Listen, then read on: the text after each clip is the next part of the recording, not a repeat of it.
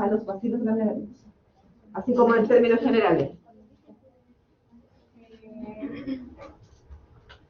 No hacían hemólisis. ¿Todos los estreptococos? No. ¿Cuáles? ¿Cómo se llamaban aquellos que no producían hemólisis?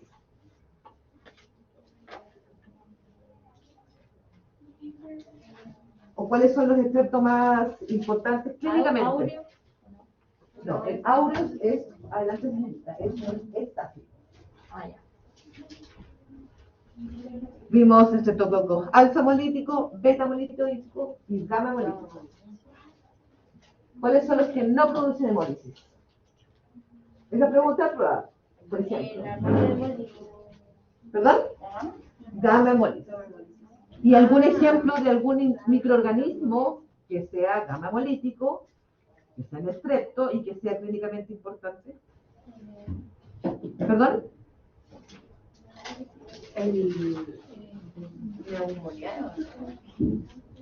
Neumoniae. ¿Segura? ¿Que es gamma hemolítico? No.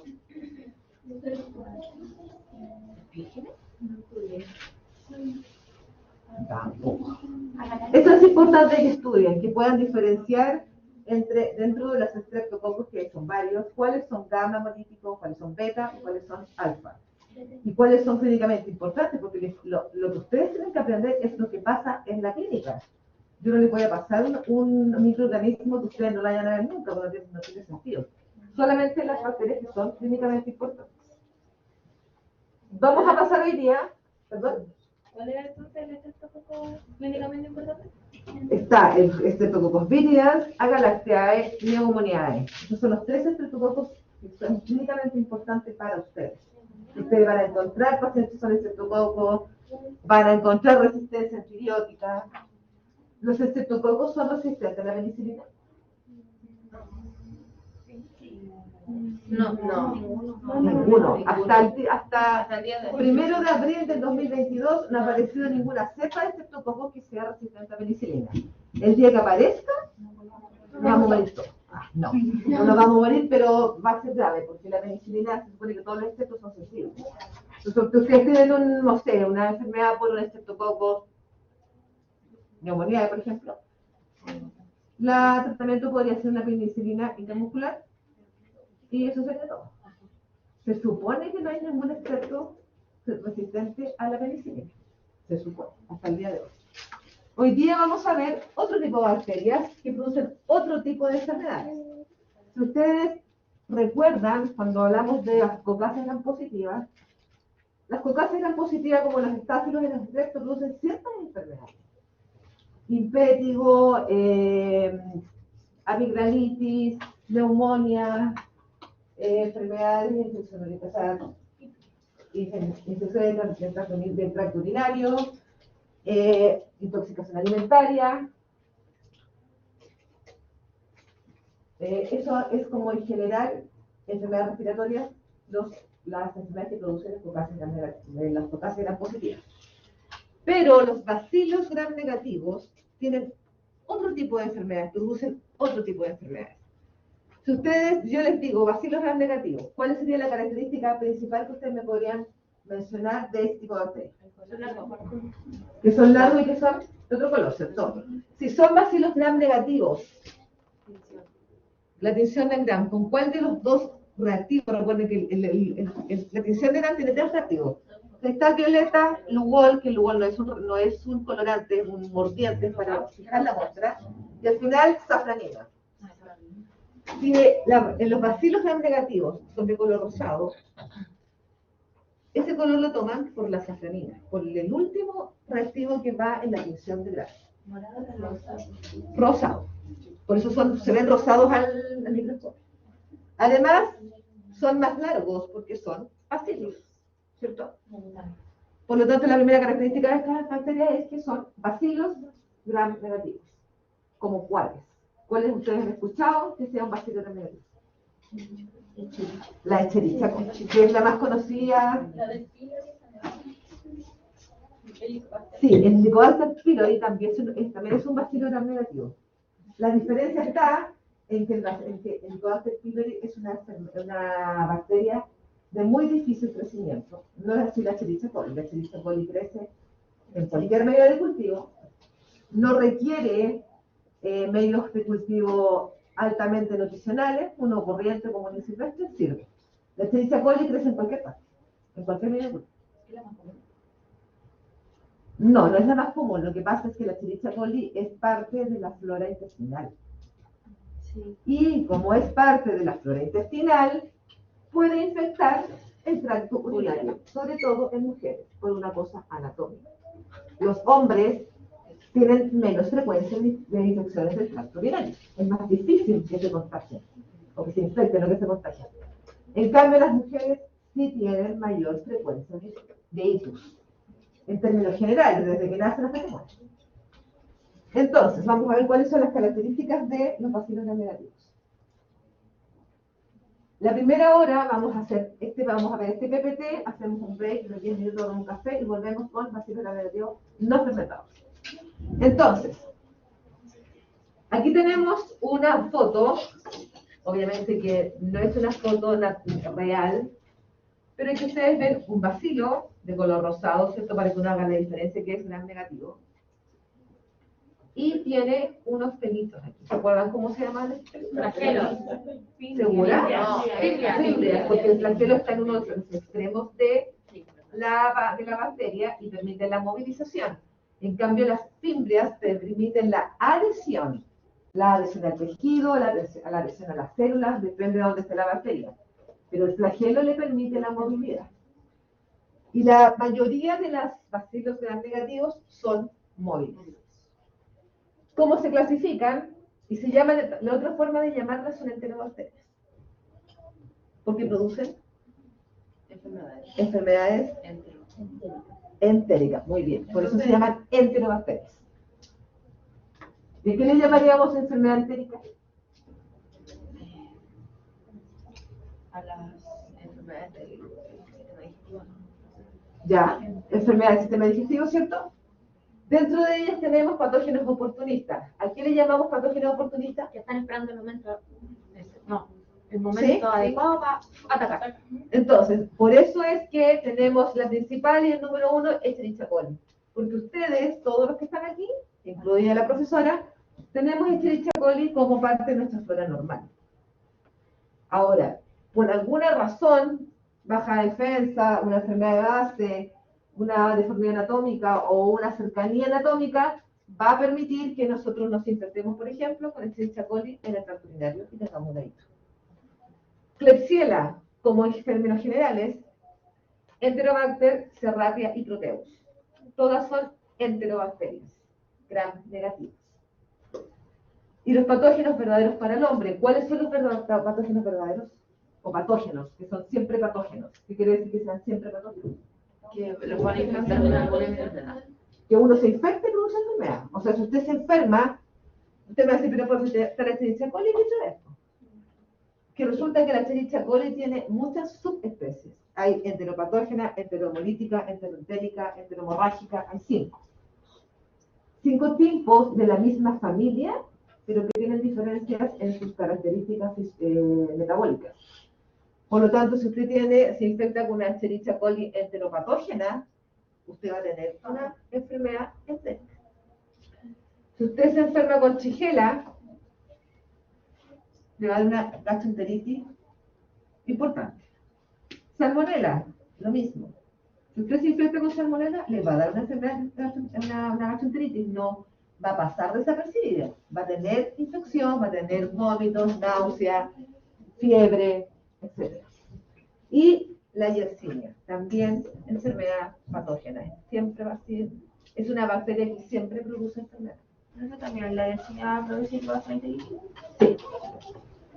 También. Pero no siempre son enfermedades gastrointestinales. Siempre son enfermedades. Sí, la mayoría de sus enfermedades. A ver, hay algunas que producen también enfermedades respiratorias como la Klebsiella. La Klebsiella pneumoniae es una enterobacteria, gram negativa, móvil, que puede producir gastroenteritis, pero también se llama Klebsiella pneumoniae. ¿Qué enfermedad creen ustedes que produce? Neumonía. Y de hecho la Klebsiella pneumoniae es una IAS, en muchos centros asistenciales, con mucha alta resistencia. Entonces, puede producir la gastroenteritis en el paciente. Si el paciente es un paciente inmunodeprimido, y está hospitalizado, y que le da la gastroenteritis por Klebsiella pneumoniae, es probable que el paciente se agrave producto de esta gastroenteritis. Por lo tanto, tenemos las oportunistas y las patógenas verdaderas, que siempre van a producir enfermedad.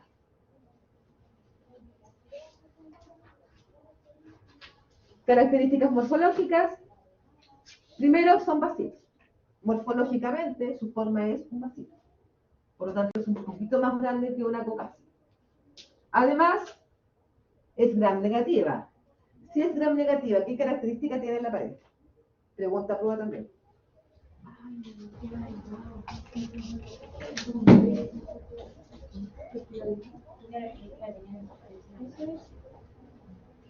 Señorita, había una diferencia en la pared de las cocáceas y había otra, o mejor dicho, hay una diferencia entre las bacterias que son positivas al gram y las bacterias que son negativas al gram. ¿Cuál es esa diferencia? En composición. ¿Qué tiene una? Una tiene más y otra tiene menos. El tema de la pared celular, ¿no? Sí, pues está en la pared celular.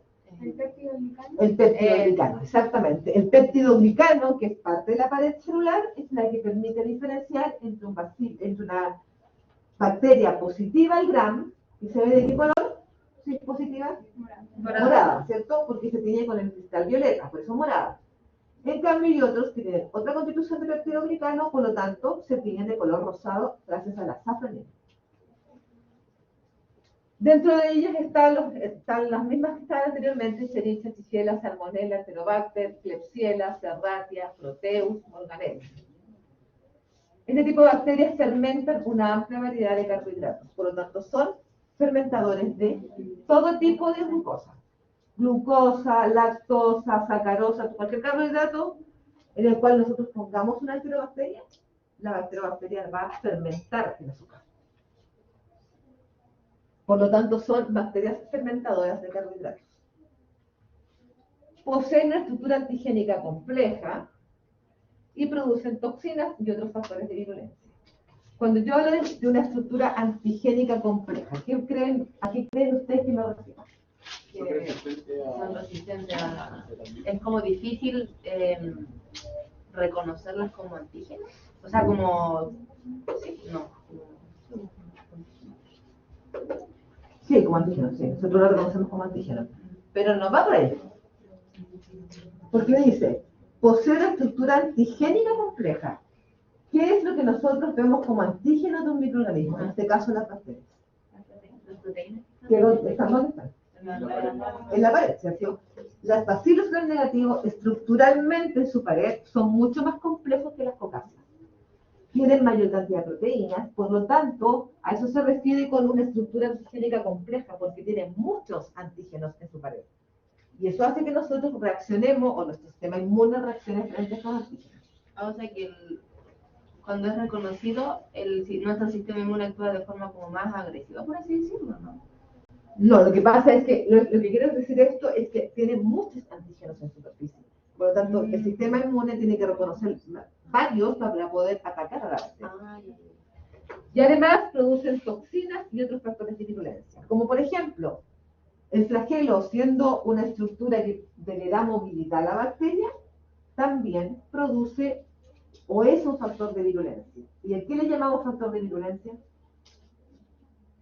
La sintomatología que tienen los pacientes cuando tienen infección bacteriana, como fiebre, vómitos, diarrea, malestar, fatiga.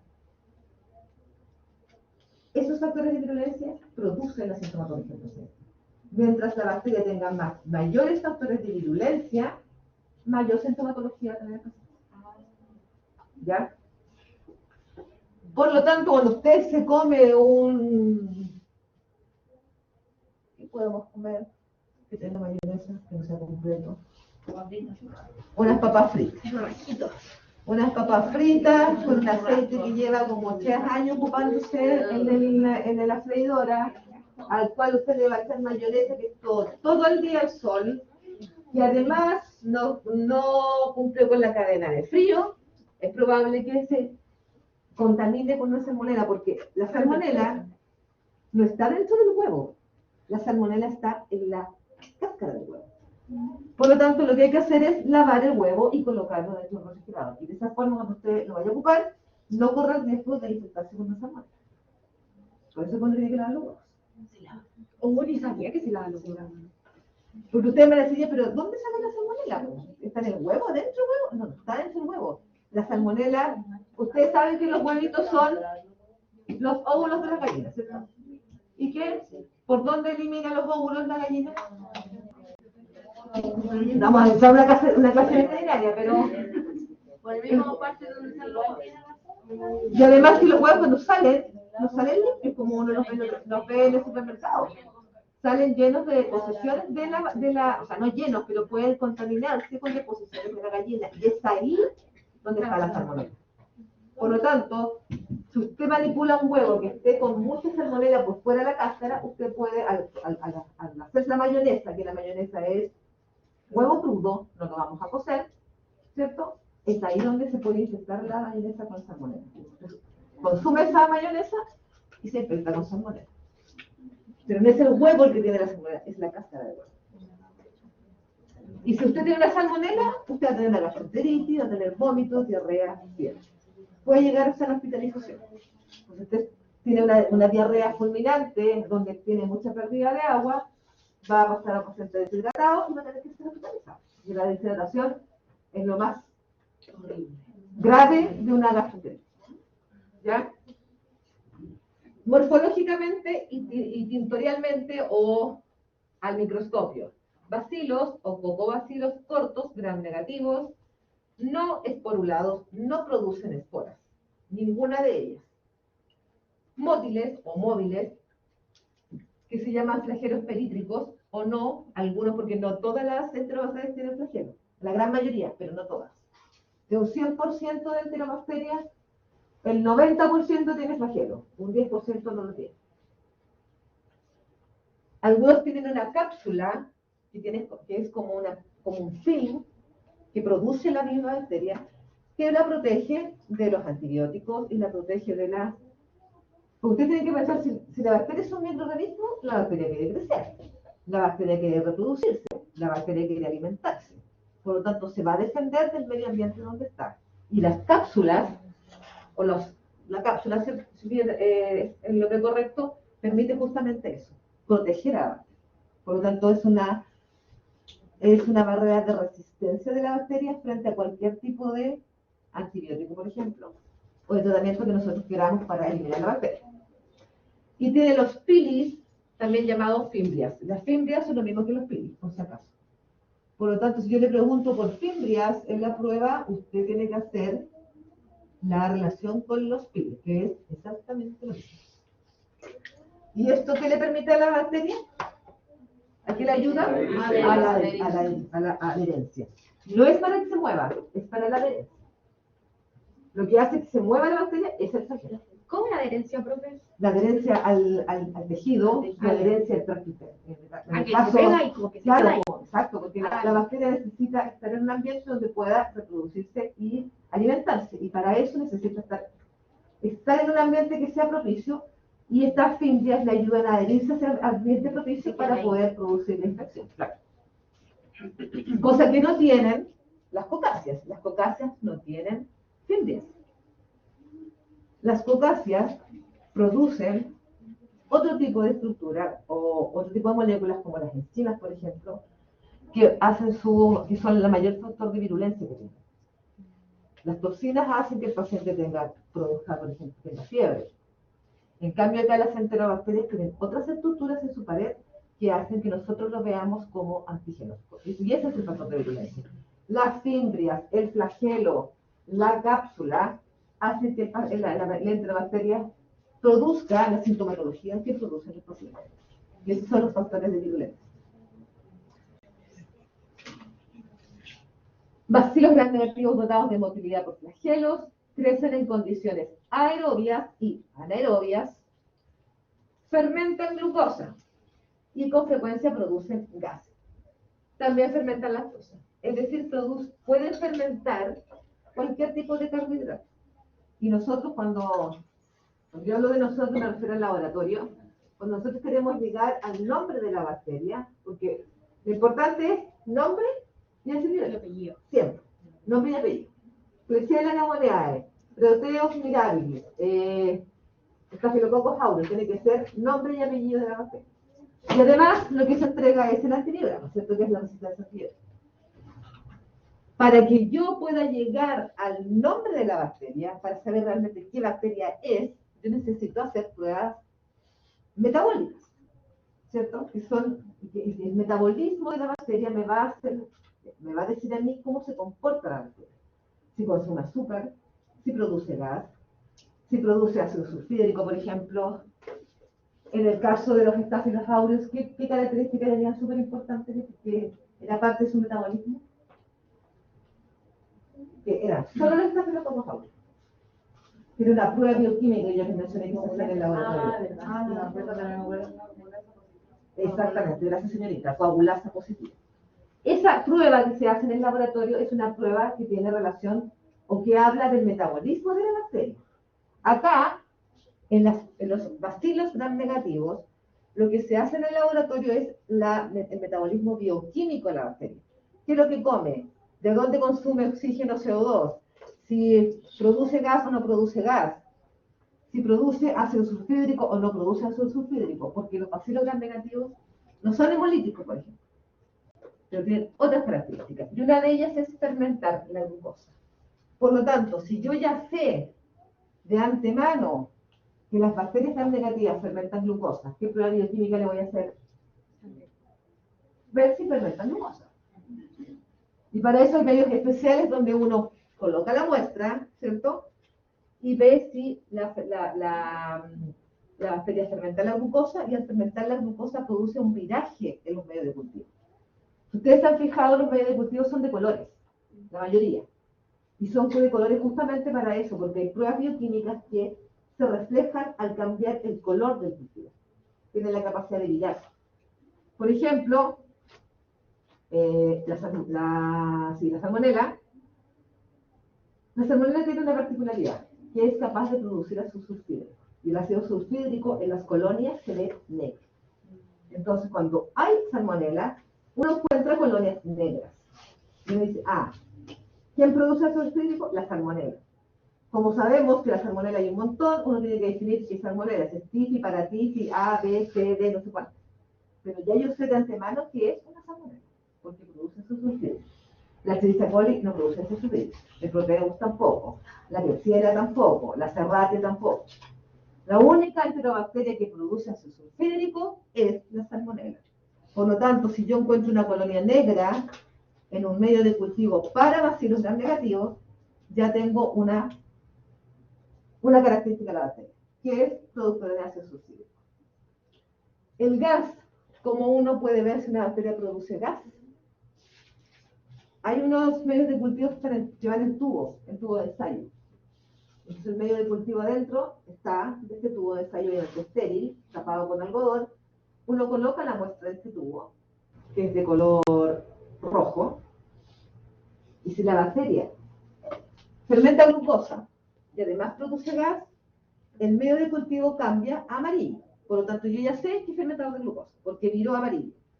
Y además, cuando produce gas, entre medio del medio de cultivo quedan burbujas de aire.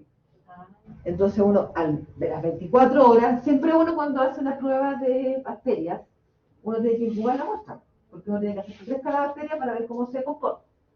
Entonces, yo tomo la muestra, la coloco en este medio de cultivo, que es para ver fermentación de glucosa, se llama TSI, así se llama el medio de cultivo, y es un tubo de ensayo que lo vamos a ver en el laboratorio, y que tiene un medio de cultivo de esa forma, así como inclinado. Si uno coloca la muestra aquí adentro, que es rojo el medio de cultivo, si tira amarillo en 24 horas, yo voy a decir que esta bacteria que yo puse aquí es fermentadora de carbohidratos, específicamente de glucosa. Y en ese caso se puede clasificar como una enterobacteria. Exactamente.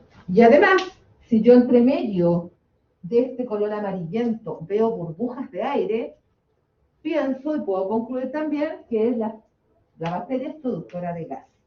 Dígame, señorita. Entonces solamente si fermentan glucosa es que se ponen amarilla y aparte si producen gas, ahí sale la glucosa. Exactamente. Si la bacteria no fermenta glucosa, el medio va a quedar rojo, no va a cambiar de color. Y si no es productora de gas, tampoco se van a ver burbujas de aire en medio.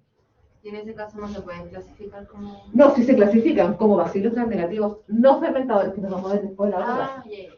Por eso que están los fermentadores de glucosa y los no fermentadores. ¿Ya? Y es importante hacer la diferencia porque las más conocidas, como la Escherichia coli que ustedes conocen, la Salmonella, la Shigella, que son las más frecuentes, son fermentadores de glucosa. Pero tienen algunas características distintas. Por ejemplo, la Escherichia coli es productora de gas, la Salmonella no produce gas. O sea, así uno va descartando y llegando finalmente a el nombre de la bacteria y su antibiograma. Además, son catalasa positivo, oxidasa negativo y reducen el nitrato a nitrito. Crecen fácilmente en medios comunes. Esto es importante. Porque yo, una enterobacteria la puedo hacer crecer en un medio de cultivo corriente. Como la garsangre, por ejemplo. Como el maconque, que es otro. Voy a escribir aquí el nombre del maconque. Se escribe así. Y es un medio de cultivo selectivo para enterobacterias. Es un medio de cultivo rosado, así como el color rosado sí, así de ese color es el medio de cultivo. Entonces, en ese medio de cultivo que es exclusivo para enterobacterias, crece cualquier enterobacteria, todas. Porque como medio de cultivo nutricionalmente no tiene nada especial, no es exigente, no tiene características especiales, por lo tanto crece cualquier tipo de enterobacterias. Y esa es una de las características de las enterobacterias, que crecen en medios comunes. Adelante, señorita. No esporulados, no producen esporas. Agente etiológico de septicemia, ¿qué es lo que es la septicemia? Muy bien. Infecciones del tracto urinario, meningitis neonatal y gastroenteritis. Producen vitamina B y vitamina K.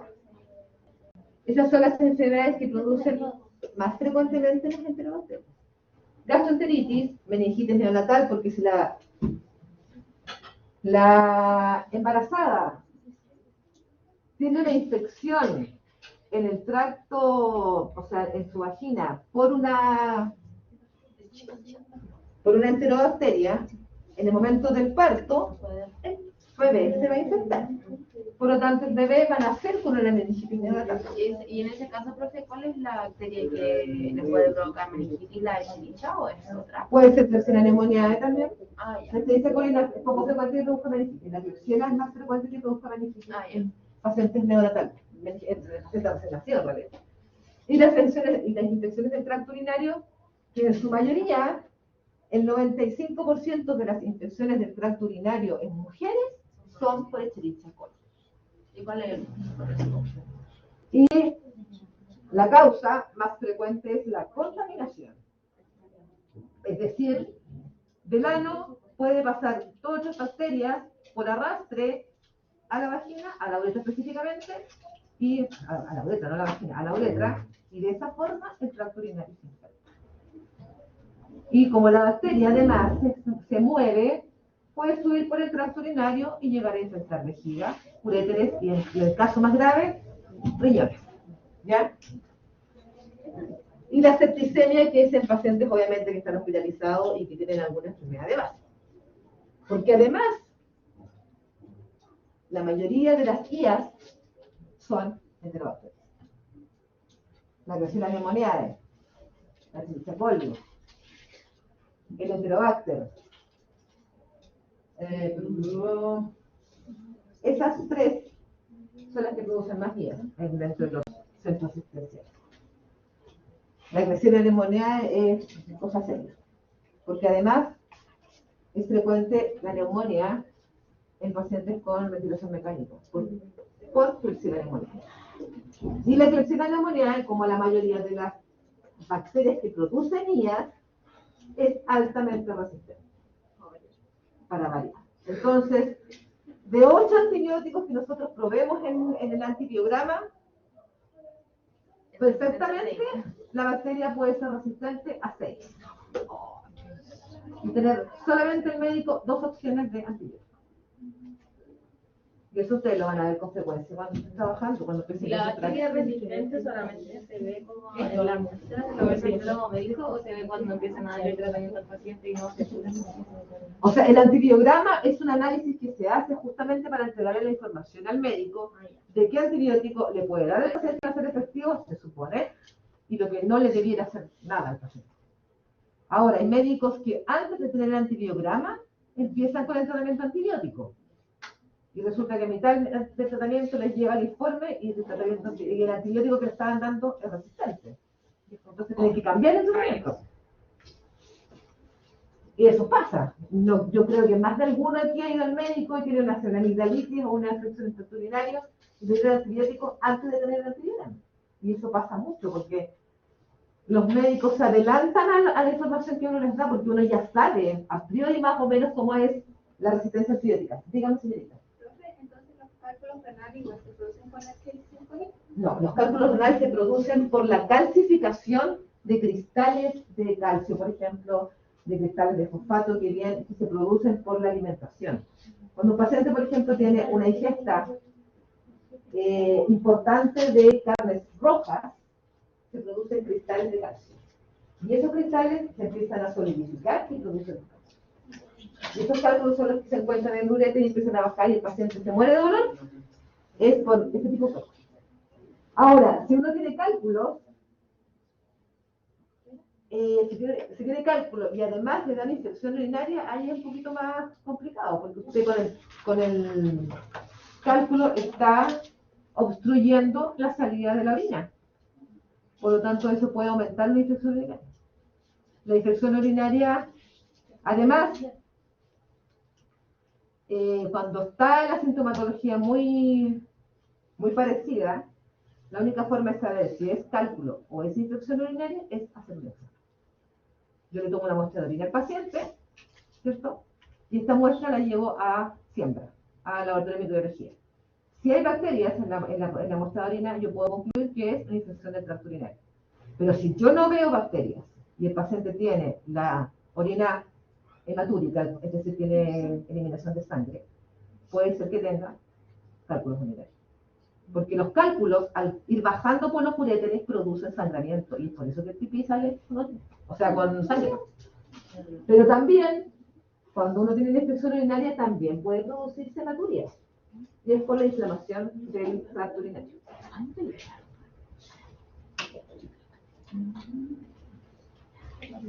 Y aquí está la estructura antigénica de una bacilo gram negativa. Ustedes se dan cuenta, tiene flagelo, cápsula, lipopolisacáridos, antigénicos comunes para todas las enterobacterias, lipoproteína, peptidoglicano, membrana interna, citoplasma, y tienen además todos estos pelitos que son las fimbrias. Y cada una de ellas es un antígeno. Y estos antígenos son los que uno debe reconocer y además también sirven para identificar la bacteria. Cuando yo quiero ver qué bacteria es, como esto ya está estudiado, no es que yo esté estudiando esta cuestión así que lo haya descubierto ayer, no, esto ya está estudiado previamente, por lo tanto, cuando uno quiere saber cuál es la bacteria que está produciendo la infección, puede ocupar, o hay ciertos reactivos que permiten evaluar qué antígenos tiene la bacteria, y de esa forma llegar al nombre de la bacteria.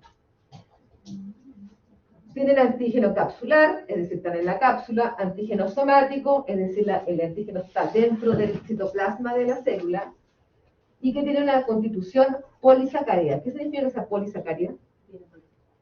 ¿Y qué es un polisacárido? ¿Un azúcar? Un azúcar, ¿cierto? Un polisacárido es una estructura molecular que tiene hartas moléculas de un carbohidrato X. Y también tiene antígeno flagelar. Es decir, el flagelo también funciona, aparte de movilidad, funciona como antígeno. ¿Y qué es el antígeno H? Se le denomina antígeno H.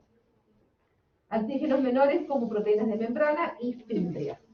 Por lo tanto, tenemos tres tipos de antígenos: capsular, somático y flagelar. Y además, todos los antígenos que tienen en las fimbrias, que son estos peritos que yo les decía. Esa es una forma también de poder llegar a dar el nombre de la bacteria, sabiendo qué antígenos tiene. Profe, Dígame. dijo los antígenos capsular somático. Y flagelar, que es el flagelo H, denominado por letras. ¿Qué es lo que son? El antígeno somático. ¿Dónde estaba el antígeno somático? En el citoplasma de la célula, ¿cierto? ¿Qué es lo que es? Son cadenas laterales de polisacáridos, del lipopolisacárido de envoltura LPS, que se encuentran en todos los microorganismos gram negativos. Polímeros de unidades repetidas, de 3 a 5 azúcares lineales o ramificados. Ese es el antígeno que se encuentra dentro del citoplasma, que es un azúcar, una estructura grande de azúcar, que se presenta como antígeno. Es una estructura normal de la bacteria, pero nosotros la vemos como antígeno. ¿Ya? Compuesto por 60% de polisacáridos y 20-30% de lípidos y de 3,5 a 4 de exosamina, que es una toxina. Su especificidad antigénica es determinada por la naturaleza de los grupos terminales y en el orden que se encuentran las unidades repetitivas de cada uno. Es decir, la configuración molecular de esta estructura hace que nosotros la reconozcamos como antígeno. Recuerden que nuestro sistema inmune, ¿qué es lo que reconoce como antígeno? Todo lo que no es frecuente o todo lo que es extraño. Pero no es que uno reconozca la bacteria completa como antígeno, uno reconoce estructuras. El sistema reconoce, esta proteína es extraña, y a esa proteína se forma el anticuerpo. Por eso que el anticuerpo es específico para. Si tú tienes anticuerpos, por ejemplo, específicos para SARS-CoV-2, que no es una bacteria, es un virus, ¿cierto? Pero el ejemplo igual funciona. Usted tiene antígenos para SARS-CoV-2. Por lo tanto, si usted se infecta con influenza, que no debería ser el caso porque yo me imagino que están vacunados, los anticuerpos contra el SARS-CoV-2 no le sirven, ¿no? Porque ese anticuerpo es específico para este virus, no para el virus de la influenza. Por lo tanto, usted se puede contagiar con el virus de la influenza.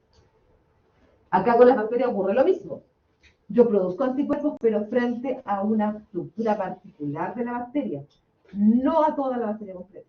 Y por lo tanto, como las bacterias ustedes se dieron cuenta que son todas iguales, si yo tengo anticuerpos para estreptococcus pneumoniae, existe la vacuna para estreptococcus pneumoniae. Si yo me vacuno, voy a producir anticuerpos para esa bacteria. Pero yo me puedo enfermar de la amigdalitis por un estáfilo. Y los anticuerpos que no lo margen. Los anticuerpos son específicos para. Y este es el antígeno somático ese que está dentro de la bacteria, en su citoplasma. Antígeno capsular, ¿dónde está el antígeno capsular?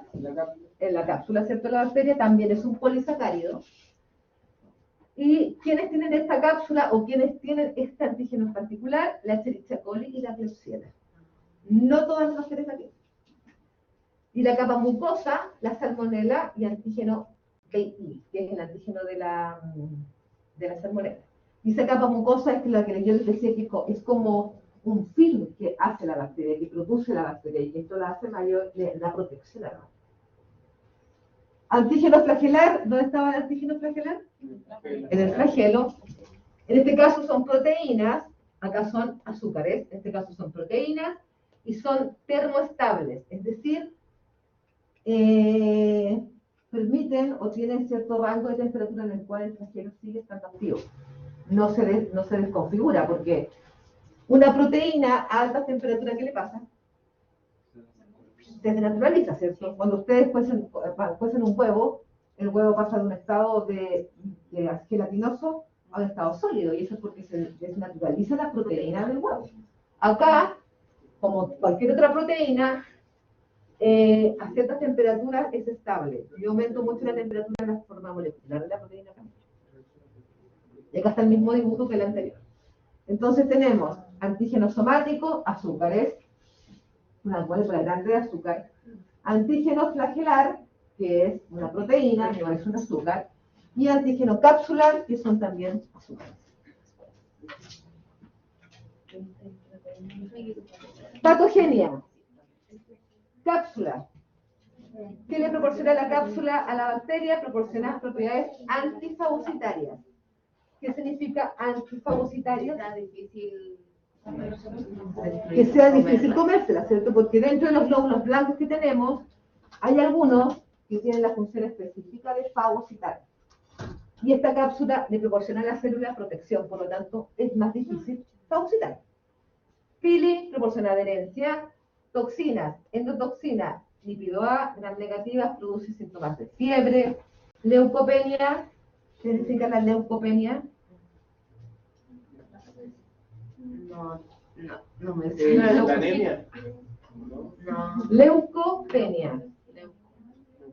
Leucocito. Ya, perfecto. Leucocito. Penia, todas las palabras que terminen en penia. Leucopenia, trombocitopenia.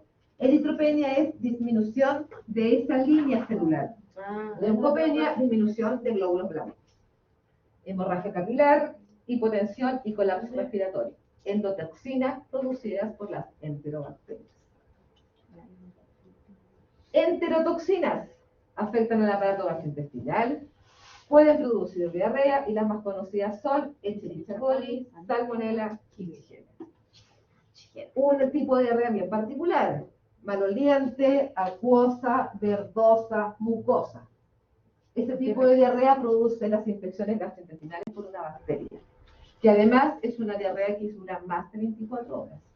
Si usted tiene una infección viral por un adenovirus viral, o sea, un adenovirus gastrointestinal, perdón, probablemente tenga un día de diarrea, así fulminante, 60 pésimos, pero es un día.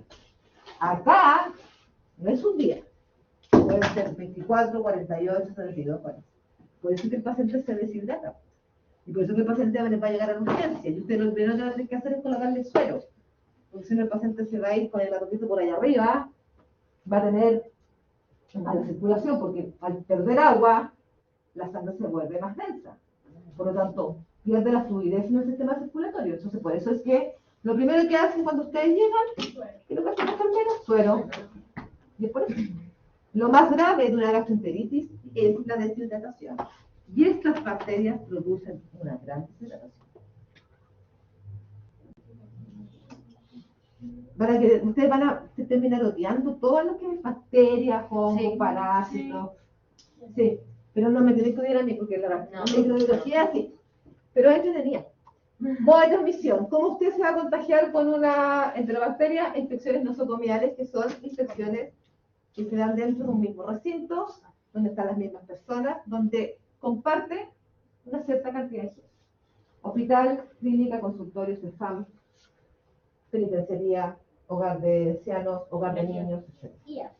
IAS, gracias. En resumen, IAS. Ingesta de alimentos o agua se puede contagiar con salmonela, shigella o Yersinia enterocolítica. Cuando estamos hablando de alimentos mal lavados, mal manipulados, antes, yo les estoy hablando, hace 25 años atrás, por ejemplo, la gente que trabajaba en los casinos no andaba con mascarilla, no andaba con el pelo tomado, no andaba con las uñas cortas, no usaba guantes.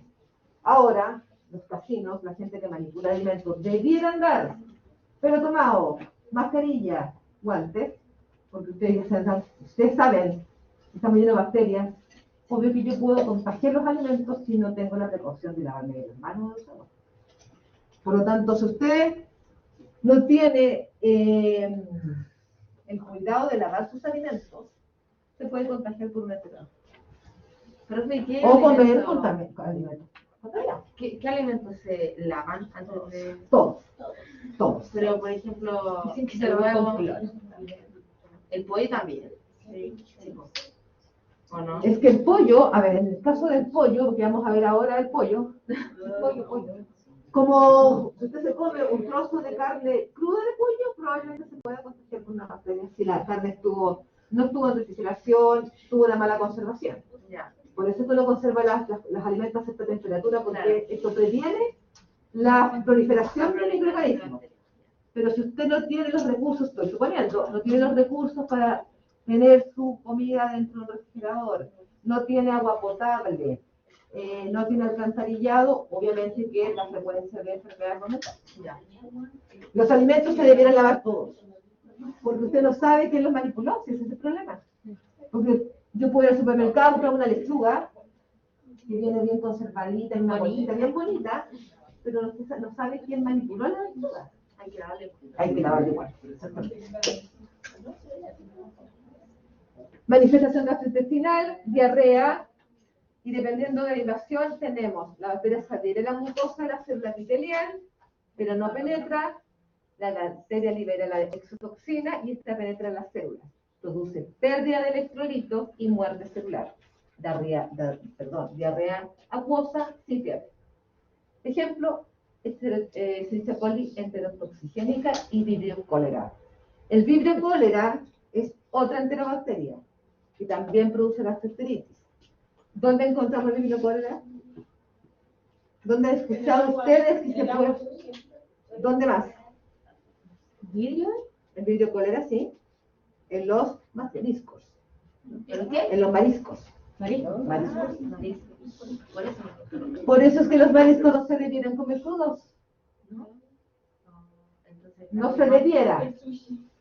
Los dioses los comen con limón, profe, así. Pero, o sea, el sushi es una excepción, porque el sushi está hecho en base a pescado, ¿cierto? Lo que nosotros pudiera pasar es que en ese pescado, en el músculo, porque uno es el que come de pescado, que lo que es el músculo, ¿cierto? En la carne. Por lo tanto, en ese músculo lo que puede estar infectado es por parásitos. Es más probable que usted se parasite por sushi que por una bacteria. Porque el pescado está en refrigeración. Por lo tanto, en la refrigeración los pescados las enterobacterias no crecen, porque crece a temperatura corporal. Pero los parásitos tienen otro ciclo biológico y sí pueden permanecer en el músculo del pescado, y cuando usted se come el sushi crudo, se come un huevo de un parásito y ese huevito va a crecer en su estómago y va a desarrollar un gusano. Pero eso lo vamos a ver cuando veamos parásitos. Segundo tipo, invasión del epitelio, bacteria penetra en las células epiteliales, libera la toxina dentro de la célula, se produce muerte celular, asociado a una respuesta inmune del organismo, invasión local de leucocitos aumentados y fiebre. Cuando yo hablo de leucocitos aumentados es una leucocitosis. O sea, yo veo aumento de leucocitos y la diarrea que tiene el paciente trae una gran cantidad de leucocitos. Y eso también nosotros lo miramos en el microscopio. Hay un examen que se llama leucocitos fecales. ¿Lo han escuchado? Sí. No. Ese examen se hace con deposición. Se toma la muestra de deposición en un contenedor no estéril, porque no se siembra la muestra, sino que se mira en el microscopio. Llegando a la muestra al laboratorio, se le coloca un reactivo y se mira el microscopio. Y lo que uno busca son leucocitos.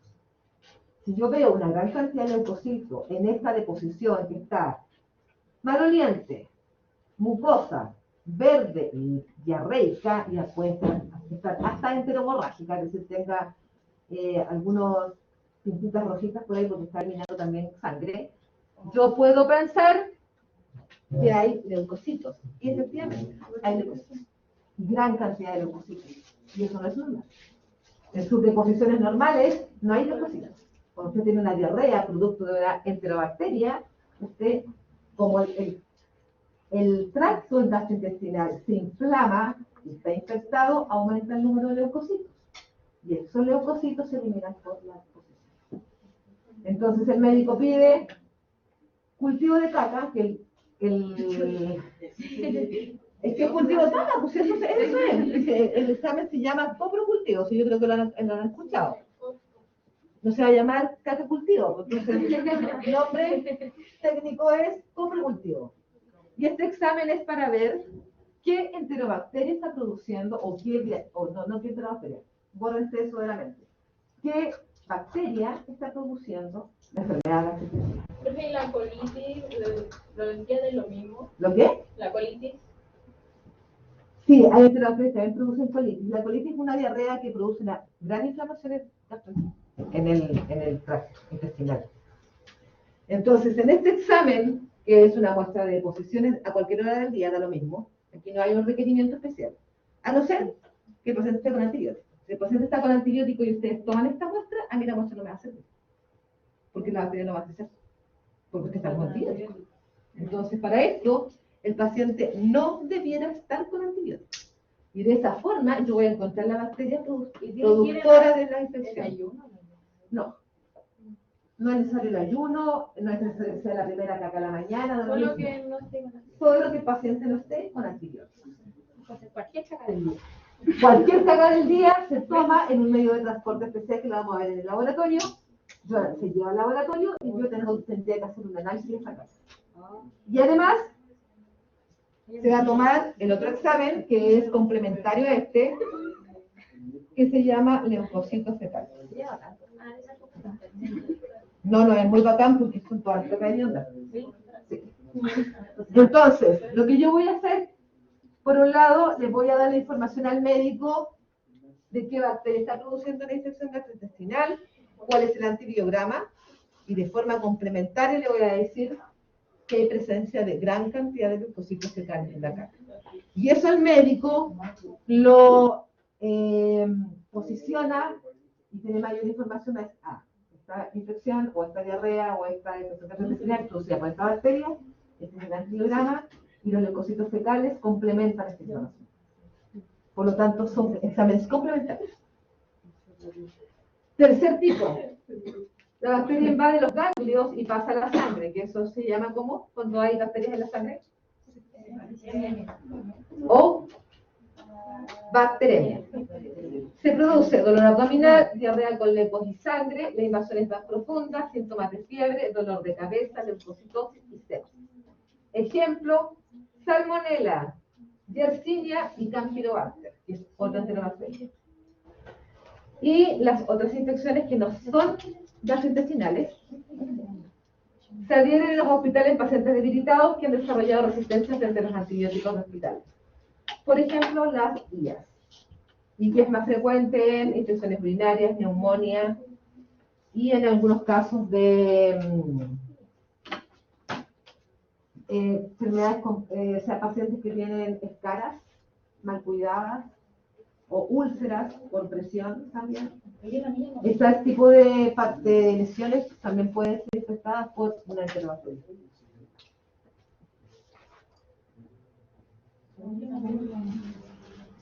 ¿Cómo se relaciona el hombre con las enterobacterias? Sepas que forman parte de la flora entérica, o flora residente, o flora normal, como ustedes le quieran llamar. Hay patógenos primarios y hay otros que son patógenos oportunistas. Esta es una foto de un gram, de una colonia de bacilos gram negativos. Eso es lo que uno ve cuando ve el gram. Puros bacilos tosalitos. Entonces ahí ya sé que hay un bacilo gram negativo. Por lo menos ya tengo una información de la bacteria para llegar a algún diagnóstico. Entonces, entre las bacterias más comunes, Escherichia coli, Klebsiella, Enterobacter proteus, patógenos primarios o patógenos siempre, Yersinia pestis y Salmonella. La Yersinia pestis es la que produjo la peste negra. ¿Se acuerdan? O sea, no se acuerdan porque fue el año 1000. No se lo acordaron, yo me acuerdo. Pero la peste negra fue una pandemia, no alcanzó a ser pandemia, pero fue una endemia producto de una bacteria. Y esta bacteria se encuentra como flora normal en los ratones. Los ratones, cuando eliminan sus heces, hay en sus heces Yersinia pestis. Cuando se dio la peste negra, las aguas estaban contaminadas con las deposiciones de los ratones. Y estamos hablando de la peste negra en el 1800, cuando no había agua potable. Por lo tanto, uno consumía agua no potable infectada con Yersinia pestis. Y de ahí apareció la peste negra. Por eso es que produjo tanta muerte. Porque estaban las aguas infectadas y los alimentos infectados.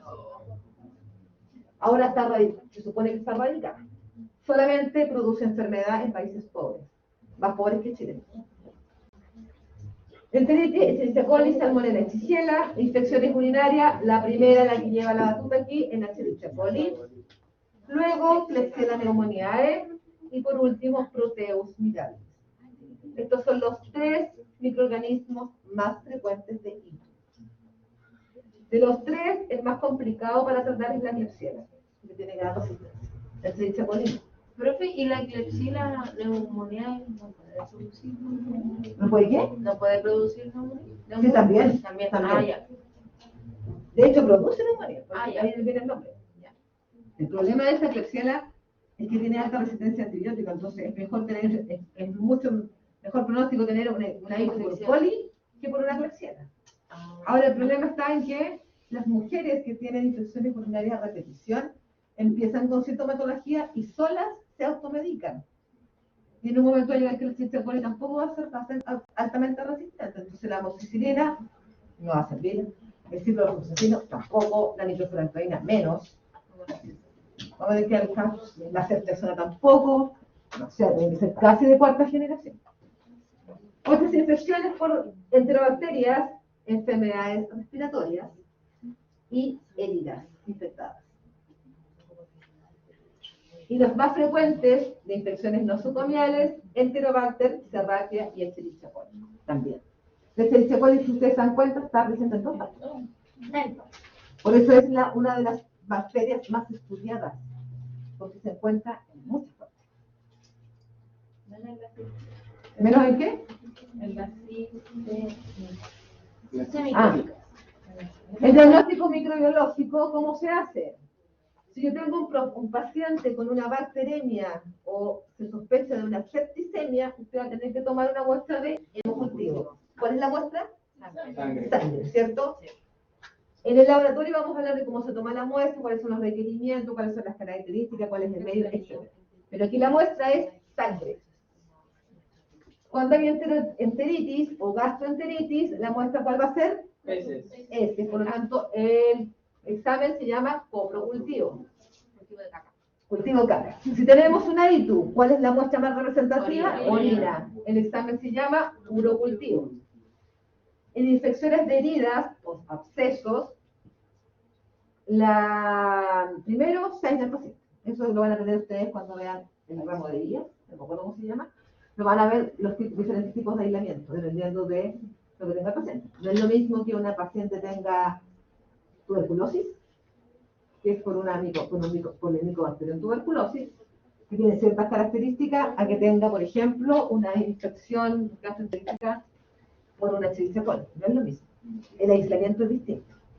Por lo tanto, lo primero es aislamiento y luego toma de muestra. En el caso de herida, de la secreción que produce la herida. El absceso exactamente igual. ¿Ya? Y en ese caso va a depender de la bacteria probablemente que uno piense y por eso es importante que en este tipo de muestra, cuando ustedes tengan que tomarla, le coloquen a la muestra de dónde tomarla. Si es herida, si es absceso, si es úlcera, si es lo que sea. Porque eso también ayuda al estudio, al análisis dentro del laboratorio. Y en las técnicas de aislamiento tenemos medios selectivos y diferenciales, y eso es para el laboratorio. Yo tengo que ocupar medios de cultivo exclusivos para algunas bacterias y puedo ocupar otros que son más comunes para otros. Si yo voy a estudiar, por ejemplo, tengo sospecha de un estreptococo, voy a ocupar un medio de cultivo donde crezcan los estreptococos, obvio. Ahora, si yo tengo sospecha de una Escherichia coli, puedo ocupar cualquier medio de cultivo, porque crece en cualquier parte. ¿Ya? Acá tenemos cómo entra la bacteria, que aquí tenemos la salmonela, a la célula, y cómo produce la infección.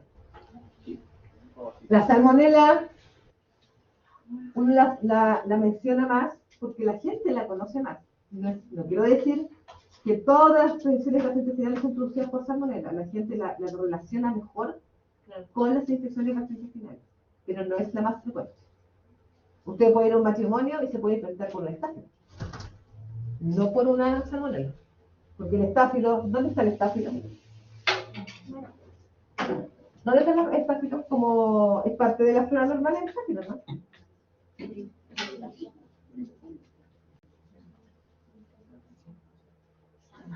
Podemos tener estáfilo nosotros en nuestras manos de manipular alimentos, consumir los alimentos y producir una intoxicación alimentaria producto de estáfilo. Son parte de la flora normal de hombres y animales. Si son parte de la flora normal de animales, obviamente que las deposiciones de animales, o el pipí, no, el pipí no, las deposiciones vienen con bacterias. Por eso es que si usted tiene una huerta en su casa, o vive en el campo y tiene una pequeña huerta donde saca sus verduras, es importante que sea con agua potable, el riego, porque con agua servida es probable que tenga deposiciones o restos de deposiciones de animales, y ahí están las bacterias. Las bacterias que son parte de la flora normal de un perro, de un gato, de una vaca, no es la misma flora normal que tenemos nosotros. Por lo tanto, si usted se come una lechuga contaminada con agua servida, que además está contaminada con la deposición de una vaca, por ejemplo, se puede contagiar con agua o con un parásito. Suelo, agua y plantas. Producen infección cuando salen de su hábitat y hay alteraciones de las defensas locales. Defensas locales se refiere a la defensa del paciente. Producen infecciones extraintestinales como son infecciones urinarias, sepsis, meningitis, abscesos, neumonias, otitis, sinusitis, meningitis. Y aquí están las mismas. Klebsiella, Proteus, Enterobacter, Citrobacter, Serratia, Morganella y Providencia. Yo no les voy a pedir nunca que se aprendan los nombres de las bacterias, porque sería una estupidez, porque además son un montón. Ni yo me las sé todas. A mí me interesa que ustedes enfoquen la microbiología a su quehacer como profesionales, lo que ustedes van a ver en los pacientes. Porque ustedes van a poder pensar, por ejemplo, el paciente tiene un absceso producto de una bacteria, o se le infectó con una bacteria, pero esto puede ser una providencia. No. Debo hacer el estudio primero. Lo que es importante es que ustedes sepan cuáles son las bacterias más frecuentes productoras de enfermedades. Y de las enfermedades que ustedes más van a ver.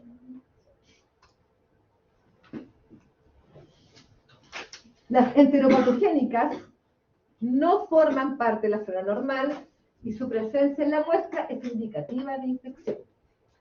Se transmite de hombre a hombre por vía ano, mano, boca o se adquiere a partir de aguas y alimentos contaminados. ¿Cómo ano?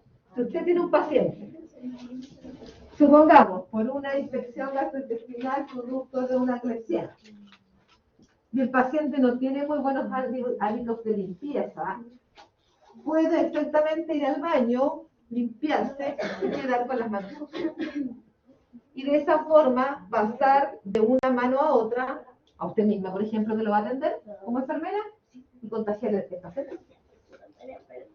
Esa es la vía ano, mano, boca. Y es por esta vía que nosotros debiéramos hacerle siempre, o por lo menos una vez al año, exámenes a los manipuladores de alimentos. Porque esta es la vía por la cual usted se contagia con un alimento por culpa de un manipulador. Por esta vía. Entonces, cuando ustedes coman, van a pensar al tiro esto. Profe, sí, usted no deja traumado. No, que ya no quiere nada. Nosotros tenemos que hacerlo al lado, para decir. Producen infecciones intestinales, insectos, salmonela que puede producir sepsis y neumonía. Son la primera causa de muerte de etiología infecciosa en niños de países subdesarrollados, es decir, pacientes, o sea, en países pobres, más pobres que Chile. En Chile no es tan frecuente. Escherichia coli nuevamente, salmonella, Shigella, y Yersinia pseudotuberculosis. Esta es poco frecuente, esta es más frecuente, es enterocolitis. Y esta Yersinia produce colitis. Porque la colitis es inflamación del colon. No todas producen inflamación del colon. Salmonella.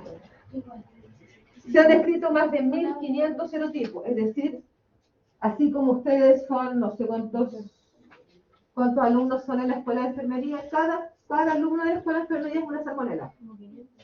Todos estudian enfermería, son todos enfermeros, o futuros enfermeros y enfermeras.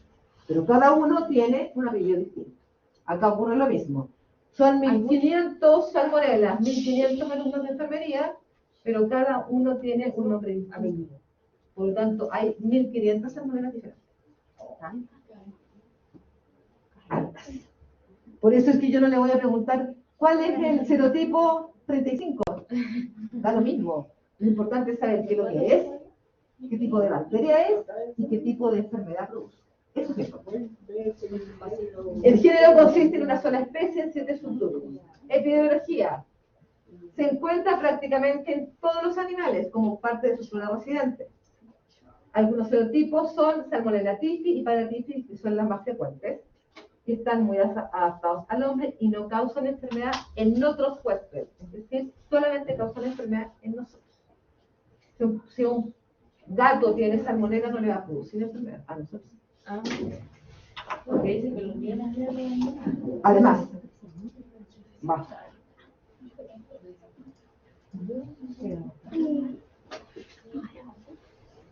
¿Preguntas hasta aquí?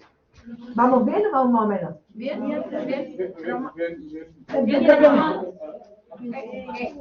Generalidades, así como resumen, de las enterobacterias. Son bacilos gram negativos no esporulados, anaerobios facultativos, fermentadores de glucosa. No todos, muy bien. Oxidasa negativa, catalasa positivo. Temperatura óptima, 37 grados. Aunque uno tiene las estufas adentro del laboratorio, no a 37, a 35 grados. Ahí crecen súper bien. pH óptimo de 6 a 8. De hecho, cuando ustedes tienen una infección urinaria, el pH de la orina aumenta. Y eso también es un indicador de infección urinaria. Cuando uno toma la orina, llega la orina del paciente, ¿cierto? Uno la siembra en los medios de cultivo correspondientes y después uno puede tomarle el pH de la orina. Y de hecho se hace. ¿Cuál es el pH? Sí, 5,5. Así. Y si yo tomo el pH de la orina y veo que el pH está en 8, que es alcalino, yo puedo pensar que tiene una infección urinaria. No capsulado, salvo salmonella, típica y paratyphi. Móviles porque poseen flagelos. Y además el flagelo, ¿qué tipo de antígeno es? Flagelar. ¿Qué letra tiene? H. ¿Ya? Y aquí están las enterobacterias. No es por un lado era lo de las esporas que Sí. no producen esporas. No producen esporas.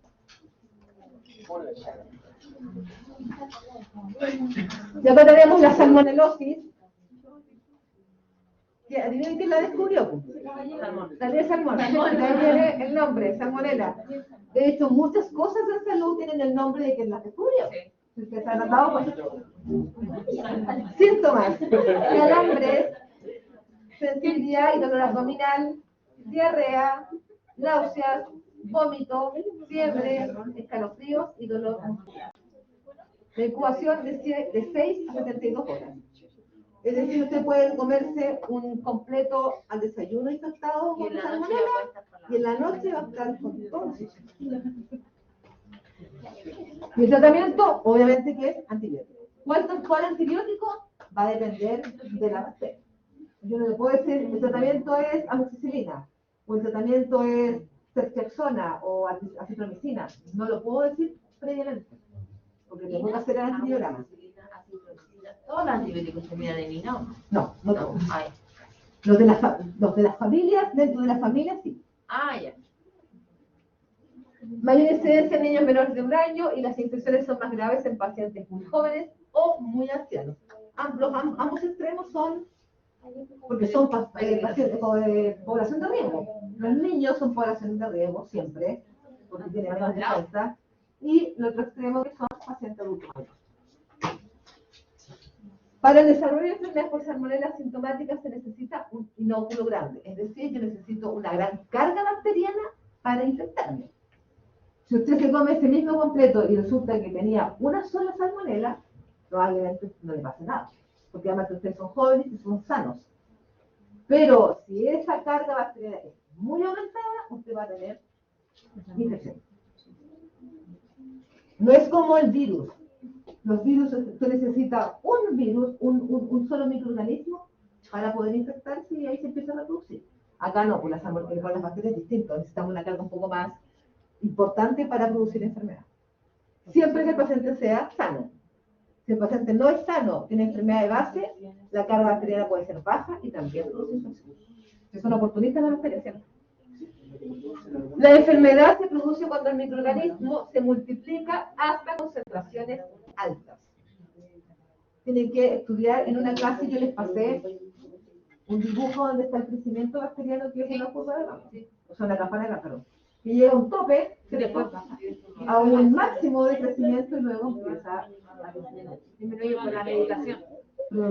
exactamente, disminuye por la medicación. Y septicemia, todas las especies de salmonela pueden dar lugar a una bacteriemia, que es lo mismo. Septicemia, bacteriemia es lo mismo.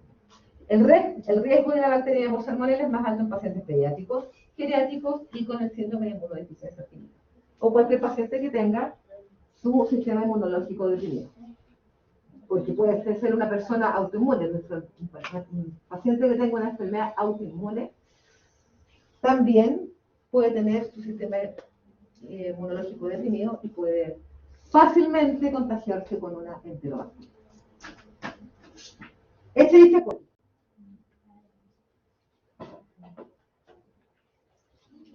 Varias especies responsables de diferentes cuadros. Está la enterohemorrágica, enteroentérica, enterocolítica. No me acuerdo, son 5. Distintas cepas, distintos mecanismos de patogenicidad. La mayoría de cepas de Escherichia coli no son patógenas. La mayoría de ellas no son patógenas, son parte de la flora. El problema es que son oportunistas. Ese es el problema de la Escherichia coli. Cuadro clínico. Cuadro intestinal con diarrea, infección urinaria, cepas uropatógenas, septicemia en recién nacidos y neumonía o meningitis. Meningitis neonatal.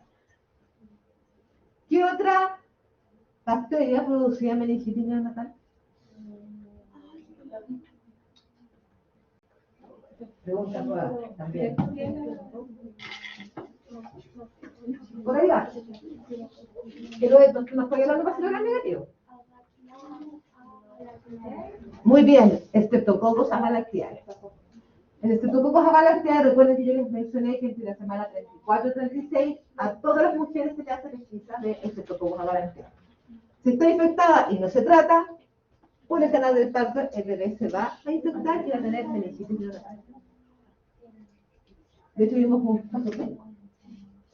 Acá están los 5 Escherichia coli que producen la enfermedad: enteropatógena, enterotoxigénica, invasora, uropatógena y enteroagregativa.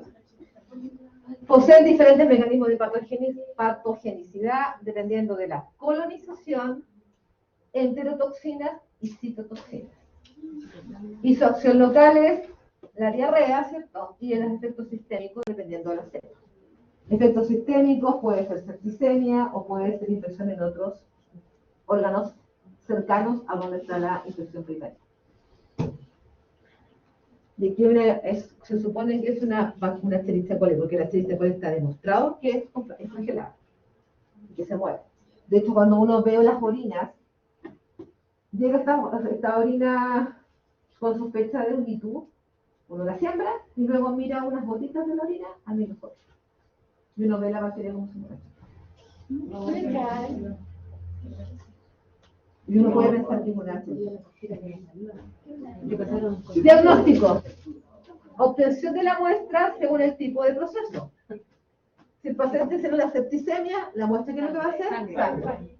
Si es una enteritis, infección urinaria, tratamiento, rehidratación, que es lo primero que le va a colocar va a ser suero y luego antibióticos. Dependiendo, ¿cierto?, de la bacteria. Y cuantificación es un indicador tanto en aguas potables, uso del nombre de las aguas potables que nosotros tomamos, debieran en los centros donde se hacen como la mantención y la limpieza de las aguas, o sea, el agua potable pasa por un tratamiento posterior a que nosotros podamos tomarla. Nosotros podríamos hacer un estudio y ver realmente si tiene bacterias. Pero no lo vamos a hacer porque nos vamos a encontrar con muchas sorpresas. Porque si ahí sigue hablando de la microbiología. Pero una forma de saber si el agua es potable es que yo tomo una muestra de agua, la llevo al laboratorio y la siembro. Si yo veo el otro día gran cantidad de bacterias, ¿qué vamos a pensar? El agua no tiene un tratamiento adecuado, por lo tanto las aguas están contaminadas. Y estamos tomando agua con bacterias. Pero no lo vamos a hacer. Porque podemos encontrarnos con sorpresa. Por eso no. Virulencia de la Escherichia coli. Factores de virulencia de las Escherichia coli en general, de todas las especies que hay dentro de esta familia: endotoxinas, cápsula, variación de la fase antigénica, sistema de secreción de moléculas que son endo y exotoxinas, secuestro de factores de crecimiento, resistencia al efecto bactericida del suero y resistencia antimicrobiana. Y acá tenemos la bacteria Escherichia enterocolítica, enteropatógena, las 5 que hay, sus adhesinas, que son las enzimas que producen la adherencia. Recuerden que la bacteria tiene esta característica de adherirse al tejido, y las exotoxinas. ¿Cómo se adhiere la bacteria al tejido y qué toxinas produce para que el paciente tenga la sintomatología? La sintomatología que el paciente presenta es por los factores de virulencia de la bacteria. Mientras más factores de virulencia tenga la bacteria, más sintomatología va a tener el paciente.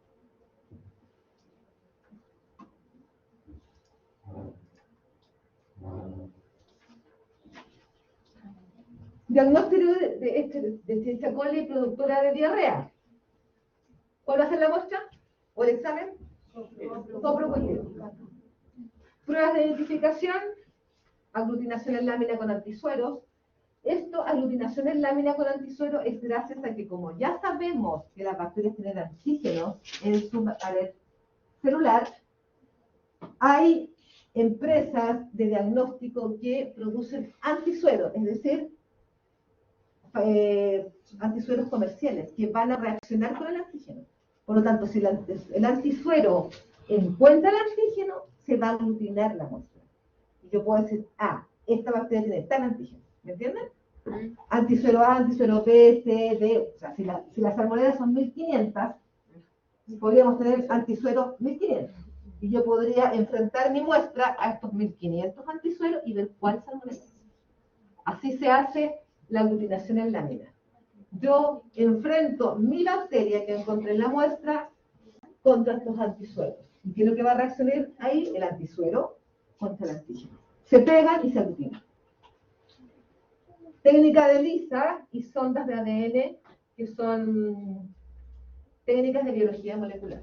Aquí yo voy al ADN de la bacteria, a ver el ADN de la bacteria, a ver qué genes tiene. McConkey y sorbitol. Sorbitol negativa, Escherichia coli enteromorrágica. El McConkey es el medio que yo les decía delante, que crecen todas las enterobacterias. Prueba de potencia antiinvasiva en cultivos celulares. Aquí es un poco más complicado porque aquí yo tengo que hacer crecer la bacteria en células. Eso se hace en cultivos celulares. Es un poco más caro y no se hace frecuentemente, solo para investigación. Para el diagnóstico de pacientes hospitalizados, no vamos a ocupar esto. Vamos a ocupar esto y la ciencia. Sondas de ADN, patrones de adherencia agregativa en cultivos celulares también. Estas dos últimas se hace más para investigación, no para diagnóstico clínico. Porque obviamente este tipo de pruebas son muy caras. Si yo tengo, ustedes trabajan, supongamos, en salud primaria, en atención primaria, yo no le voy a hacer un diagnóstico de tamaño de biología molecular a los pacientes. Obvio que no. Tendré que buscar, y de hecho hay técnicas que son más económicas y que también permiten un buen diagnóstico. Y esos son los cultivos, por eso que los cultivos existen. No vamos a ocupar esto. Y acá tenemos McConkey. El McConkey, yo les decía que era de color rosado, así como la tacita de la Catalina. Catalina, ¿cierto? Y aquí en esta muestra, yo sembré, yo no la sembré, esto yo lo saqué de la web. Pero así crece la bacteria posterior a que yo la siembre. Esta muestra lo más probable es que sea una muestra de urocultivo. Pregunta, ¿esa muestra de orina requiere alguna indicación especial? Que sea la Sí, primera orina del día. el primer chorrito. Acá sí, acá tiene que ser, lo ideal es que sea orina de la mañana, segundo chorro.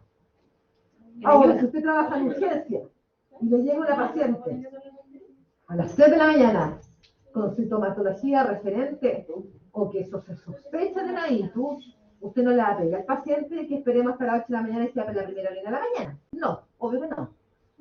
Por lo tanto, ahí se aplica otro criterio, se aplica el criterio de solamente el lavado genital y se toma la muestra. Pero si es un paciente ambulatorio, sí tiene que ser la primera de. Esta se supone que es la bacteria, no la bacteria. Exactamente. Eso que usted ahí puso en redondito, que es esto es una colonia, ese es el nombre técnico. Y en esta colonia hay 1 millón de bacterias. No, yo de aquí tomo, ustedes vamos a ver tomo de aquí con un asa, que es el término técnico que es un instrumento que se ocupa en microbiología. Un asa es como un lápiz, pero que tiene la punta de metal, como un alambre. Y con ese asa, que yo se utiliza a fuego, tomo de aquí una colonia, la coloco en un portaobjeto que es una lámina de vidrio, la tiño con la tinción de Gram y voy a ver bacilos Gram negativos. Por lo tanto, en cada una de estas colonias hay millones de bacterias. No sé si millones, pero muchas. Yo veo muchas bacterias. Entonces, en esta orina que ustedes tomaron al paciente, primera orina a la mañana, segundo chorro, previo aseo genital, en frasco estéril de boca ancha, bla, bla, bla, bla, bla, llega la muestra al laboratorio. Yo tengo que trabajar en el campo, no estéril, porque nunca está estéril, pero limpio. Prendo mi mechero, porque en microbiología se trabaja con mechero encendido siempre. Tomo mi placa de alarma CONFE y coloco mi muestra. ¿Cómo coloco la muestra? Coloco una gotita de la orina que ustedes tomaron. Por eso que siempre uno le dice, no es necesario llenar el frasco, si lo que uno ocupa todavía en el laboratorio son así un poquito, serán 5 a 10 ml, no más. Tomo una gotita de esta orina y la coloco en este gas, en un extremo de la gas. Cierro mi muestra. Y con el asa que yo les contaba, que es de alambre, la esterilizo a fuego caliente hasta que quede roja, en frío, y esta gotita que yo puse aquí la empiezo a diseminar en el medio para obtener colonias aisladas. Yo necesito colonias aisladas para poder estudiar la bacteria. No necesito esto, porque aquí están todas juntas. Y además puede que haya una contaminación porque es la primera gotita que yo coloqué. En cambio, cuando termino de diseminar la muestra por todo el medio, que es aquí, esto es esto. Eso lo sirve. Esto me sirve, exactamente. Y ya. aquí yo voy a hacer todo el estudio. La catalasa, la oxidasa, pruebas de coagulación, pruebas de gas, etc. Así se trabaja en mi proyecto. Es complicado. Es como. O sea, más que complicado, es un proceso largo. Por eso que cuando ustedes hacen el estudio microbiológico está entre 24 y 72 horas. Es por eso. Porque la bacteria crece entre 18 y 24 horas. Usted toma la muestra hoy día viernes. El sábado va a haber crecimiento en la placa. De esta placa yo tengo que hacer la identificación y además el antibiograma, que va a estar en 24 horas más. Por lo tanto, la muestra va a estar lista el domingo. Cuando se entrega el resultado, el lunes. Por eso que los estudios microbiológicos son más de 24 horas, a no ser que esté negativo. Porque si usted toma una muestra de orina, yo la siembro en el laboratorio y a las 24 horas en el medio de cultivo no hay nada, yo digo que la muestra en la cual se trabajó está libre de microorganismos. Por lo tanto, no hay que. ¿Me entienden un poco la metodología de trabajo? Sí. Shigella. Algunas especies, Shigella flexneri, Sonei, Dysenteriae, body. Las más frecuentes, Sonei y Dysenteriae. Producen diarrea con sangre y mucus. En ese mucus, que es un mucus muy similar al mucus que usted elimina por la nariz, esos mucus están llenos de glóbulos blancos. Cuadro autolimitante, puede ser fatal en niños la Shigella. Produce alteraciones en la mucosa del colon. Aquí está la colitis que preguntaba, ¿cómo es su nombre? Dígame. Rocío. Rocío. Aquí está la colitis que usted me preguntaba antes. Produce alteraciones en la mucosa del colon, esa es la colitis, pero las bacterias no pasan al torrente sanguíneo, por lo tanto no hay invasión sistémica. Se adquiere por aguas contaminadas, alimentos lavados con agua contaminada, moscas y mal tratamiento de aguas. La Shigella no es tan frecuente como la salmonela. Es más frecuente la salmonela. De hecho, uno encuentra salmonela cada rato, cuando hay, sobre todo en el verano. En el verano es más frecuente las enfermedades gastrointestinales. Siempre. Ya sean bacterianas o virales. Y en el invierno las respiratorias. Así es. ¿Cómo se contagia la persona con Shigella? Las personas se infectan ingiriendo las bacterias. Esto puede pasar de varias maneras diferentes. Las bacterias de Shigella pueden pasar de una persona infectada a otra, es decir, contacto de persona a persona. El contagio de Shigella puede ser resultado de comer alimentos contaminados, con alimentos mal lavados además. Otra forma de contaminación. Y la última, bebiendo o nadando en aguas contaminadas.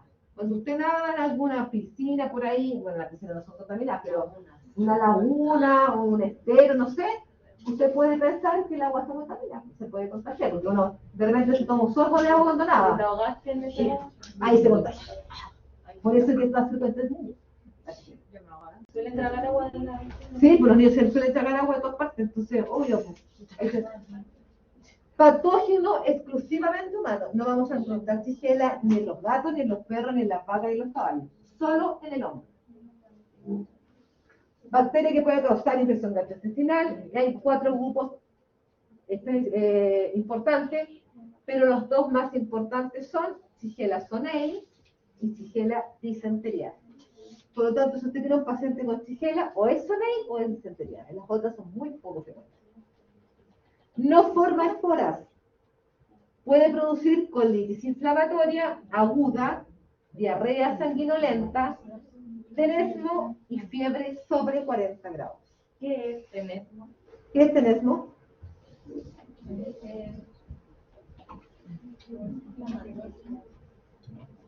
¿Qué es tenesmo? ¿Ah? No te explica. Tiene que ver con la eliminación de las deposiciones en tenesmo. Busquen tenesmo, ¿qué es lo que es? A ver. ¿Qué es? A ver. Sensación de que usted necesita defecar aunque los intestinos estén vacíos. Es como cuando uno tiene cistitis. Cuando uno tiene cistitis, uno cree que va a hacer pipí y no pasa nada. Acá el tenesmo es lo mismo. Pero con el pipí o con... No, con las deposiciones. Con las deposiciones. Eso es el tenesmo. Y esta es la diarrea, o sea, esta es la bacteria que produce colitis ulcerosa. Porque produce colitis inflamatoria. Se inflama el colon. Y es por eso que la diarrea puede tener sangre. Porque por la inflamación arrastra glóbulos rojos y las deposiciones salen con sangre. Cuando una deposición tiene sangre, no es buen pronóstico. Hay algo pasa. Y hay que ver de dónde viene la sangre. Si es producto de una infección gastrointestinal, viral o bacteriana, o es producto de un cáncer gástrico, puede ser de colon o gástrico. Mecanismo de acción, ingesta de bacterias, periodo de incubación de 1 a 3 días. Adherencia, epitelio del colon, ahí es donde se aloja la bacteria. Invasión, epitelio del colon. Y de diseminación intercelular. Parásito intracelular que se multiplica en las células del epitelio del colon. Parásito, la bacteria no es un parásito, pero aquí en estas células se comporta como un parásito. La bacteria logra entrar en las células del colon y en esas se alimenta de las células del colon. El ambiente está súper bien la bacteria, pero produce enfermedad, porque esos son parásitos. Es un microorganismo que depende de nosotros, se alimenta de nosotros y produce enfermedad. Por eso que aquí dice parásito intracelular. La bacteria ingresa a la célula y se aprovecha de nosotros. Muerte de células de la mucosa, liberación de toxinas y extensa reacción inflamatoria. Que eso es lo que produce finalmente la diarrea, la colitis y la pérdida de sangre. Creo que para evitar esa bacteria alguna vez se hace la colonostomía, algo así. ¿Colonoscopía? No, es como que le saquen un pedazo del colon cuando no se... Ya, sí, pero eso es más frecuente cuando el paciente tiene tumores en el colon. Porque las enfermedades bacterianas son agudas. Se supone. Debería estar siempre ahí. ¿Y no se puede eliminar? No, a ver. La bacteria se aloja en el colon. Una vez que se aloja en el colon va a producir infección en el colon. Pero una vez que trate al paciente, la bacteria usted la va a eliminar, por lo tanto no va a ser necesario otro procedimiento. Cuando se corta el colon, o un trozo del colon es porque hay un tumor, y eso es distinto. Ahí se saca el tumor y se hace como un bypass.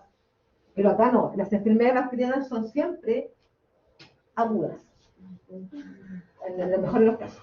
Factores de virulencia, toxinas son termolábiles y se asocian a la muerte celular, es muy potente, inhibe la síntesis proteica y por tanto muerte celular. Al ingresar la célula las bacterias a la célula del colon, impide la síntesis proteica de la célula y eso finalmente produce la muerte de la célula intestinal. Capacidad invasiva, se asocia a la diarrea, son adhesivas, la bacteria se adhiere al colon y queda ahí alojada.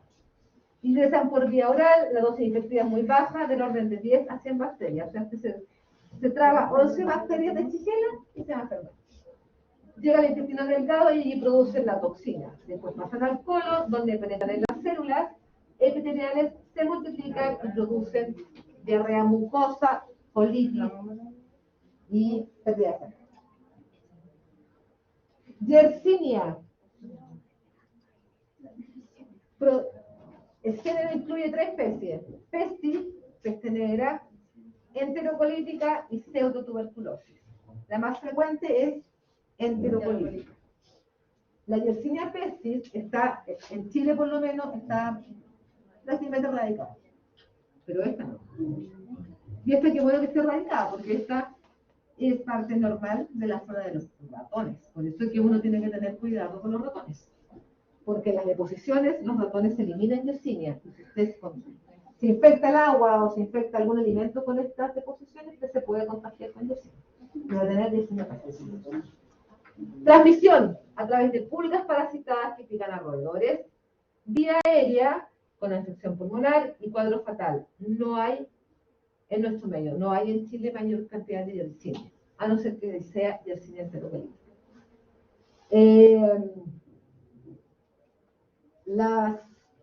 Yo trabajo en un laboratorio en las tardes de diagnóstico, un laboratorio clínico, y es poco frecuente encontrar la Yersinia. En Chile casi no hay Yersinia. Sí hay salmonella, sí hay Escherichia coli, Shigella hay poco, pero Yersinia es poco probable. Yo no he encontrado Yersinia en ninguna muestra de deposición. Por lo tanto, no por eso dice que no hay en nuestro medio, es poco frecuente, pero sí encontramos salmonella. Salmonella sí que hay. La mayoría de las gastroenteritis en el verano son por salmonella. Porque en verano las temperaturas altas favorecen la proliferación del microorganismo, siempre. Todas las Yersinias poseen lipopolisacáridos que tienen la actividad endotoxina. Las 3 especies son patógenas, nunca van a ser parte de la flora normal de nosotros. Por lo tanto, cualquiera de ellas siempre es patógena. Producen antígenos y toxinas que actúan como factores de virulencia. Poseen sistema de excitación tipo 3, permiten a las bacterias inyectar las proteínas directamente en el citoplasma de las células hospedadoras. Por lo tanto, la Yersinia tiene la capacidad de ingresar a la célula de su hábitat y como hacerse dueña de la célula. Por lo tanto, baja la síntesis de proteínas y ahí, en definitiva, lo que hace la bacteria es sobreponerse sobre la célula y hacer su metabolismo, no el de la célula donde está. Característica: bacilo gram negativo, no esporulado, anaerobio facultativo, fermentador de glucosa o de carbohidratos, mejor dicho, e inmóviles. Aquí hay una bacteria gram negativa que no es móvil, que es la Yersinia. Hoy es una buena pregunta, pero no se me ocurre. 33. La enterocolítica, que es la más frecuente, o de los pocos casos es la más frecuente, gastroenteritis aguda, enterocolitis, linfadenitis mesentérica, aumento de los ganglios linfáticos en la cavidad abdominal, transmisión vía oral, brotes asociados a carnes y leche contaminadas. Carnes mal cocidas, como por ejemplo la carne de pollo. Mal cocida y además en mala conservación. Usted no puede dejar, si compra, no sé, una pechuga de pollo, no la puede dejar al medio ambiente. Porque usted va a ver que a los días va a crecer hasta cositas alrededor. La rara. El cerdo, reservorio más importante de las cepas patógenas del humano. Y aquí está la patogenia: ingestión del alimento contaminado, mucosa del hilo invadida, placas de Peyl se multiplica, ganglios linfáticos inflamados, diseminación y septicemia. Puede llegar a la septicemia. La yersiniosis. Yersinia pestis, que también tiene el nombre de Pausteurella pestis. Causa la peste urbana y salvaje, primer dato en la Edad Media y la última pandemia a finales del 1800. O sea, hace harto rato. Transmitida por las ratas. Esta era la peste negra, conocida como la peste negra. Y era por contaminación de las ratas a los alimentos. Y como en el 1800 no había alcantarillado, no había agua potable, no había tratamiento de agua, se produjo una pandemia. Entonces, resumen, clasificación bacteriana, gram negativos, gram positivos. Dentro de los gram positivos tenemos cocos, gram positivos, bacilos, gram positivos. Nosotros solo vimos esto no lo vimos, porque esto lo vamos a ver dentro de otra clase. Nosotros vimos esto, los cocos. Bacterias gram negativas, cocos, coco y bacilos gram positivos. Eso lo mismo ahora. Bacilos negativos, claro, las enterobacterias. Y están los cocos gram negativos. Que eso lo vamos a ver en la clase de ITS. Todavía no. Todavía no. Vamos a ver los bacilos grandes, no lo hemos visto. No entran en la prueba. Este no entra en la prueba y estos dos del medio, gracias. Estos dos del medio no entran en la prueba. Ya, los dos de allá. Ya. Clasificación de las enterobacterias patógenas oportunistas, patógenas evidentes. Patógenas que siempre producen enfermedad. Salmonella, Shigella, Yersinia y Escherichia coli.